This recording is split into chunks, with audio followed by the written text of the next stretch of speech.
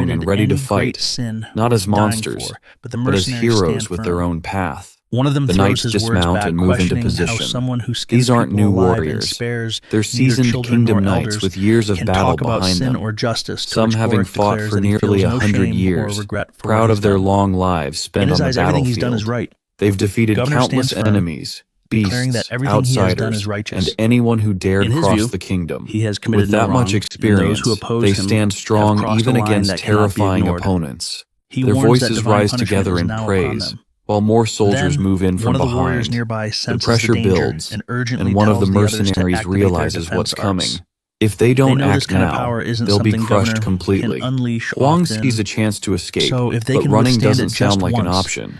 especially since they can't even handle the knights in front of them. And the strongest enemy, the field boss, hasn't even appeared yet. They admit their group isn't strong enough. If they had help from one of the top 10 guilds, maybe they could fight back. But time isn't on their side. Before help could arrive, the dungeon would collapse.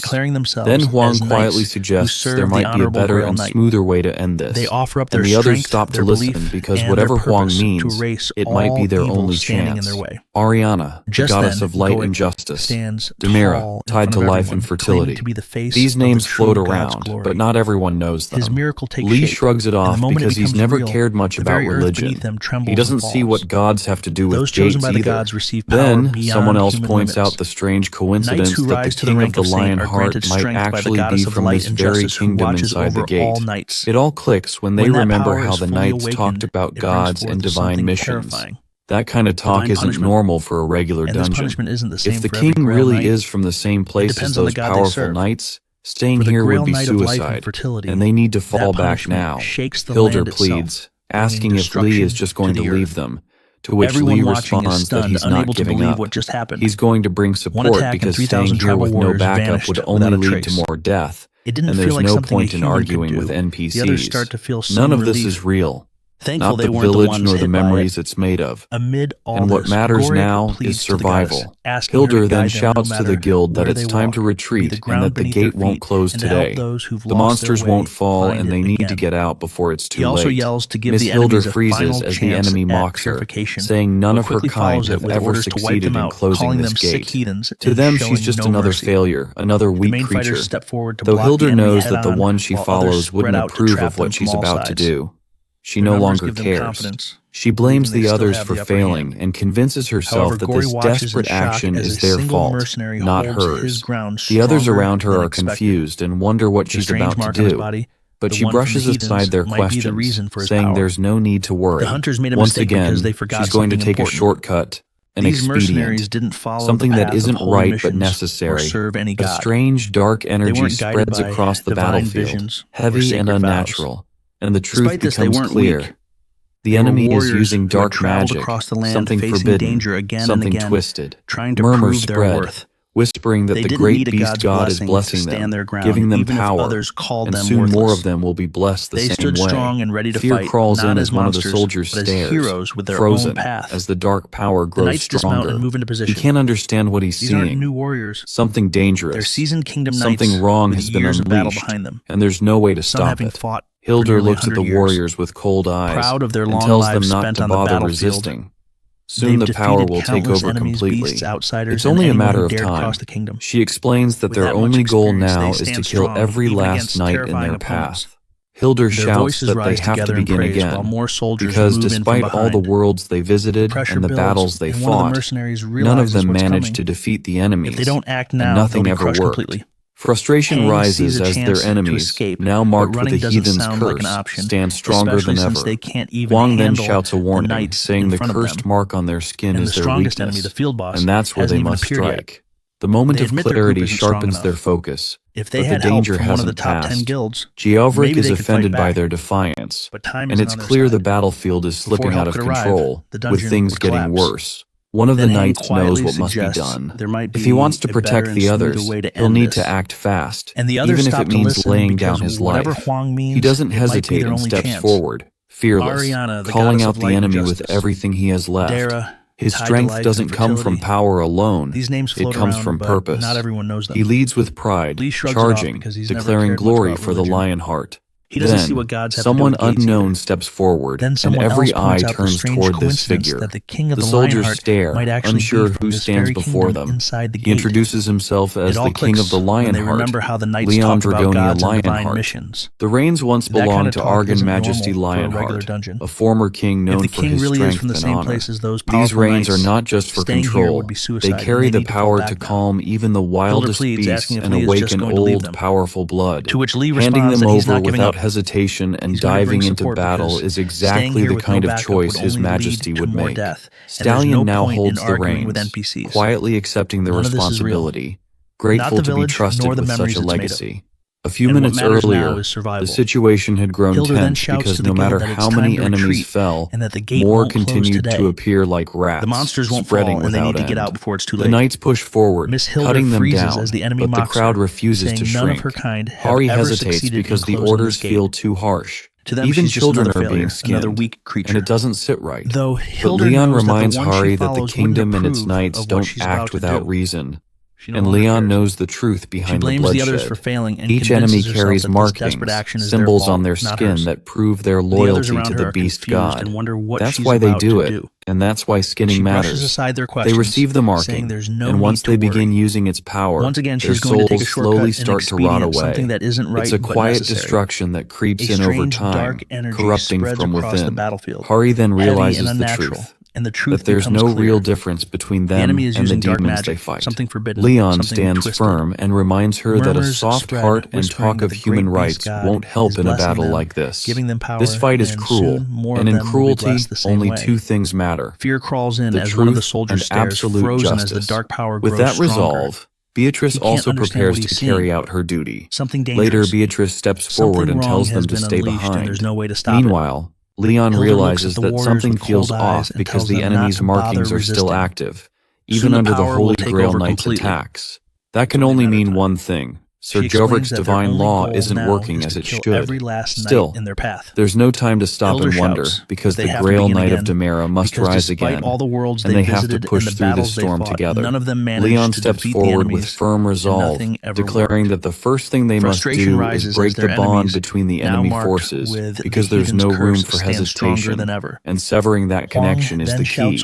He raises his voice and introduces himself again, not as a mere warrior, but as the king of the Lionheart, claiming he has come to lead them to paradise. The moment his presence is known, panic spreads, and Gothic recognizes the light surrounding him because the Holy Grail has appeared, bringing with it something sacred. The miracle begins, and shining light pours over the battlefield, wrapping everyone in its glow. Wounded soldiers stir as their injuries vanish. One looks down in shock as his wounds heal, and another, whose arm had once been lost, feels it growing back. The pain is sharp, but it's a pain that heals. This isn't ordinary power or an illusion. It's a real divine miracle that touches the earth. Gothic realizes everything he had been blind to, and the truth shines brighter than any sword. He feels the presence of Demera, the goddess of life and fertility, speaking not through words, but through undeniable faith. Demera calls him not just as a knight, but as her chosen child, once lost and now found. There are no more doubts or questions in Gothic's heart, only a firm purpose. He understands Demera's will and accepts it without resistance. Gothic prepares to carry out the divine command, free from confusion. He turns toward the king of the Lionheart, grateful to fight beside someone who shares this sacred path. Side by side, Gothic joins the battlefield, not just as a knight, but as a guardian of the Holy Grail, ready to face whatever comes. All the dead beasts start moving, slowly gathering in one spot, like something is pulling them together, and it becomes clear that a host is being formed, something massive and dangerous. The knights feel the pressure building, and things are only getting worse. Among the enemies stands a twisted knight, half holy warrior, half something else, bound by a corrupted soul.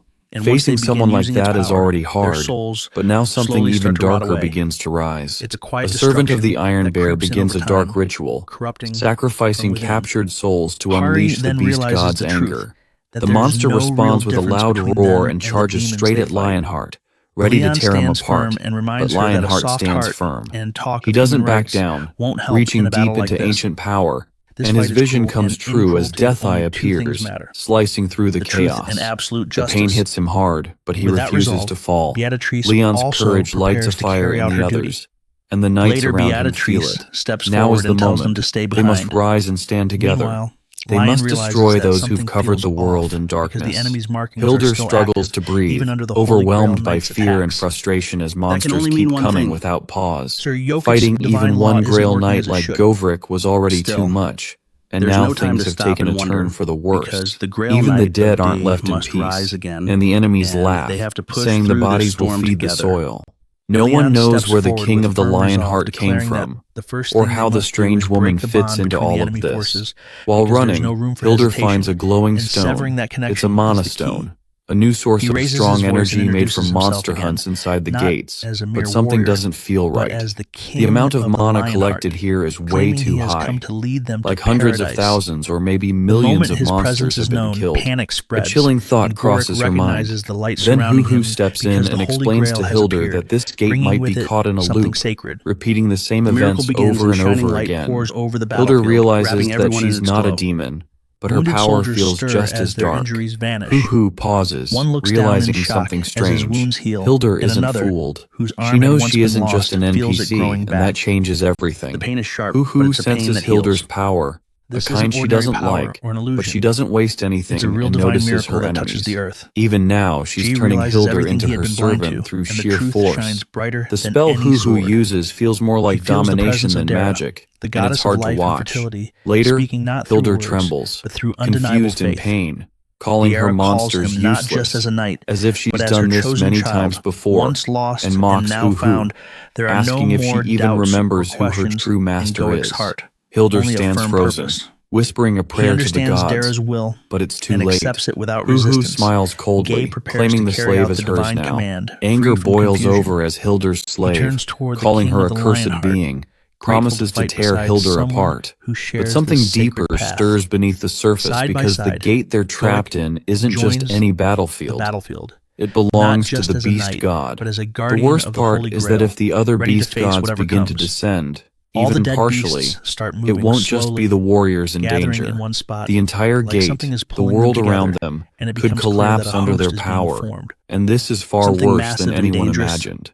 Leon speaks with calm certainty, mentioning how the 11th king of the Lionheart often talked about Gothic and the other knights. Hearing that name stirs something in Gothic, who becomes confused and wonders if Leon actually met him. Leon gently nods and reveals that the 11th king now rests in the paradise of the gods.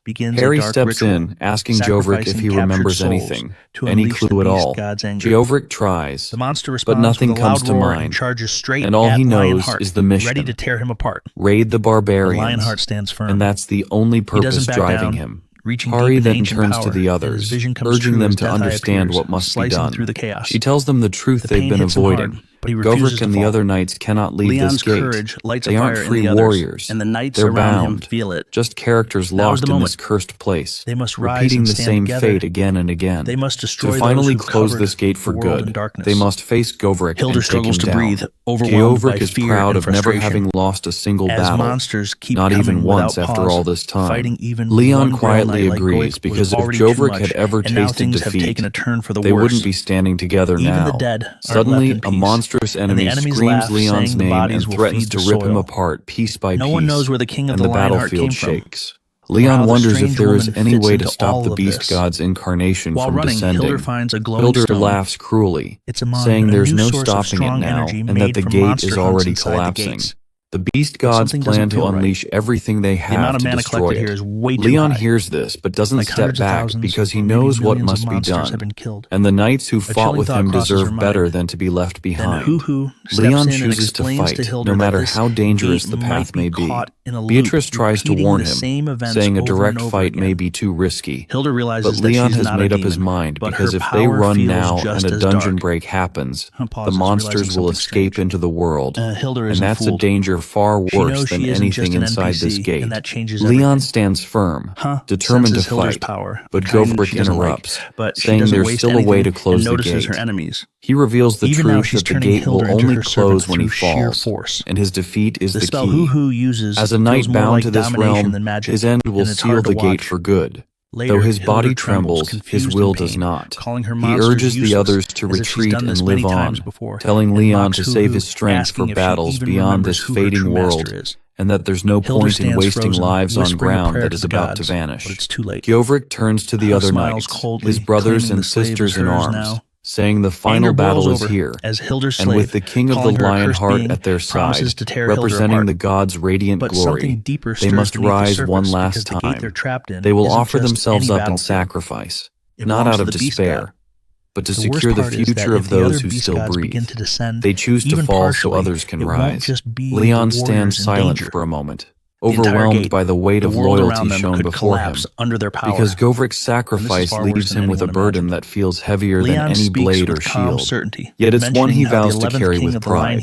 Geovrik isn't done just yet and asks Leon for one final favor, just a bit more time. Geovrik closes his eyes and prays, calling out to goddess Demera, pleading for a blessing, a final gift before he fades. He lifts his hammer, pouring his remaining strength into it. He is chosen by the goddess and loyal to the Lionheart. Govrik transfers every drop of power he holds into the weapon. He offers it to Leon, not as a tool of destruction, but as a symbol of trust and legacy. Until someone worthy appears, Leon must carry this hammer forward, to which Leon admits that no one may ever wield it as Govrik once did. Still, Govrik believes in the king, and fighting beside Leon was an honor he will carry to the end. After that, Govrik turns to his cavalry one last time and issues his final command, to protect the king until every last one of them falls. His knights raise their heads with pride, answering without hesitation. Their lives were honorable, and their mission is clear. They shout one last blessing before retreating, their faith unshaken even in the face of the end. Further ahead, Govrik stands tall and reminds the world who he is, not just a warrior, but a legend carved from countless battles. He's slain over 10,000 enemies with his own hands, faced more than 5 million through the tides of war, and never once faltered. He remembers standing against 300,000 orcs, holding the motherland's line when no one else could. He recalls the victory over the mighty ogre chief, where hope seemed lost, but courage pulled them through. Through every battle, the goddesses Demera and Ariana stood by his side, and the god Patos found joy in their strength and spirit. Geovrik is not just a knight, he is the Grail Knight of life and fertility, and with his final cry, he calls his brothers and sisters to rise once more. Today they march toward death, not with fear, but with honor. And they die for justice, for the future, and for the name they carry. As they charge forward, their hearts burn with glory because behind them, the Lionheart blazes bright. Harry feels heavy, unable to walk away. Even after Leon tells her to leave, she can't bring herself to turn her back. Harry wants to witness their final stand, to honor them with her presence, to which Leon doesn't push her because if she wants to stay, then she stays. Harry senses that something is wrong. Her voice trembles as she realizes what just happened. Govrik has ascended. After this, Leon vows that the beast they worship, the god they bow to, will face the cruelest end. The Grail Knights begin to retreat, their purpose temporarily fulfilled, and now the divine laws must take form and force results, no matter the cost. Moreover, the final words spoken by Govrik echo louder than any war cry. His sacrifice, his loyalty, and his strength mark this day. Leon silently promises to carry those words forward. What Govrik believed in will not fade. His justice will be realized, not just in spirit, but through the king's next actions. Leon feels really tired, but it's different from the exhaustion of battle. Back when he fought and defeated countless demons, he never felt this heavy. Now something inside him aches, and as time passes, Leon starts to understand why. It's not the fights that wear him down, it's the fear. The fear of losing the people he cares about again, because that kind of loss is harder than any wound. What scares him even more is the thought of walking into a future where he has to fight alone. Still, Leon knows this is a path he must walk by himself, and this weight isn't something he can hand over to anyone else. Some burdens are meant only for the one chosen to carry them. Just then, a voice calls out to him, and Hari finds him. Leon notices how late it is and wonders why Hari isn't resting like she usually does, since she's always the first to wind down, watching her favorite dramas after a long day. But tonight she's still here, holding a sword and standing as if waiting for something. Harry stammers, trying to explain herself. She says it's not sudden, but everything they've been through lately has stirred something inside her. The battles, the sacrifices, the weight of the truth, they've changed her. It's made Hari feel like she can't waste any more time. Like she needs to be stronger, not just for herself, but for everyone. Leon tells Hari to raise her sword because he wants to see the strength she has. She straightens, both nervous and proud, but responds in her usual formal tone, still speaking as she always has. Leon quietly sighs and wonders when she'll stop talking like that. He raises his sword with ease and tells her to prepare, which she quickly does, gripping her weapon tightly. But the moment his blade swings, she stumbles back, shaken by the force of his strike. Leon doesn't hold back and points out her mistake right away. Her arms are too low. If they fall below the belly button, she loses speed, just a fraction at first, but enough to make a difference. If they're even lower, her movements slow down drastically. Harry nods quickly, absorbing every word. After that, Leon steps in again and reminds Hari it's not just about the arms or the sword, because defense comes from the whole body. One foot steps back, weight grounded. She tightens her grip and tries again, this time with more control. Harry manages to block the next strike and blurts out that she notices Leon's movements are wider than necessary.